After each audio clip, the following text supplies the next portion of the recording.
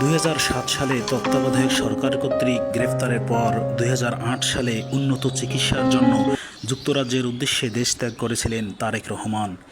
দেশের পটভূমি পরিবর্তনে গ্রেপ্তার হয়েছিলেন মোকাররম হোসেন সুজন চেয়ারম্যান সহ তার বাবা এবং ভগ্নিপতি। একদিন তারেক রহমান দেশের মাটিতে আসবেন বীরের বেশে, এ আশায় বুক বেঁধে দেয়ালে লিখেছিলেন, তারেক রহমান আসবে ফিরে বীরের বেশে। দীর্ঘ 22 বছরেরও বেশি সময় ধরে এই দেয়ালে ধানের শীষে প্রতীকী অঙ্কিত আছে। মুমিনদের জন্য সঠিক সময়ে নামাজ আদায় করা ফরজ, তাই কারো নামাজ যেন ছুটে না যায় এখানে রয়েছে অজুর স্থান সহ ওয়াক্তিয়া নামাজের ঘর।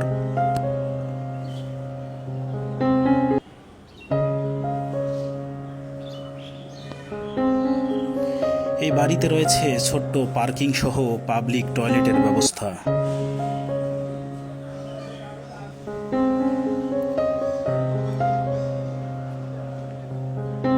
ছোট ছোট বাচ্চারা যেন খেলতে পারে তাদের অবসর সময়ে, তাই রয়েছে বাচ্চাদের জন্য আনন্দের ব্যবস্থা। এখানে রয়েছে বেসিন,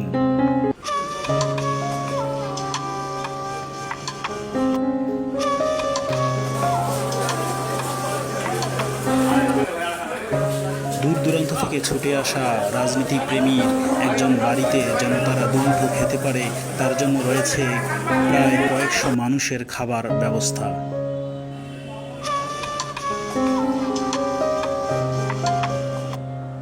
রয়েছে বিশ্রামাগার।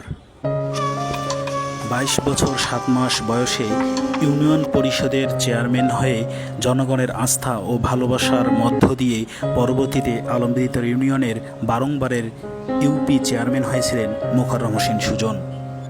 2018 সালে বিএনপি মনোনীত রংপুর 1 আসনে ধানের শীষের প্রতীক পেয়েছিলেন।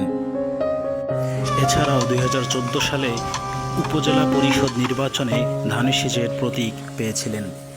সর্বশেষ উপজেলা পরিষদ নির্বাচনে আওয়ামী জামানায় আওয়ামী লীগের প্রার্থীকে হারিয়ে উপজেলা পরিষদের চেয়ারম্যান নির্বাচিত হয়েছিলেন মোকাররম হোসেন সুজন। সংসদীয় রংপুর 1 আসনে ধানের শীষের ব্র্যান্ডিংয়ের শুরুটা মূলত তার হাত ধরেই। তাকে ভালোবেসে বেড়ে ওঠা শৈশব কৈশোর পেরিয়ে যৌবনের দ্বারপ্রান্তে পৌঁছানো একটা প্রজন্মই আজ ধানের শীষের সাপোর্টার।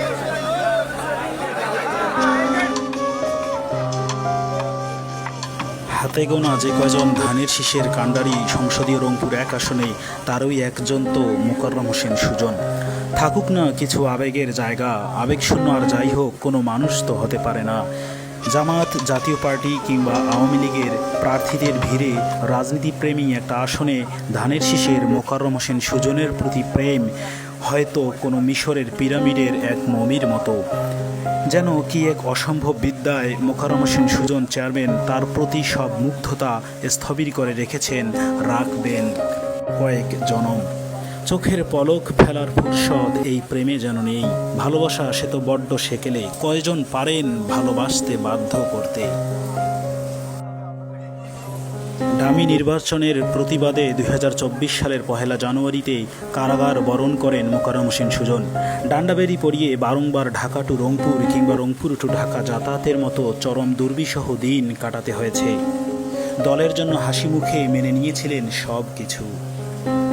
ধন্যবাদ সব কিছুর জন্য। ধন্যবাদ মোকাররম হোসেন সুজন।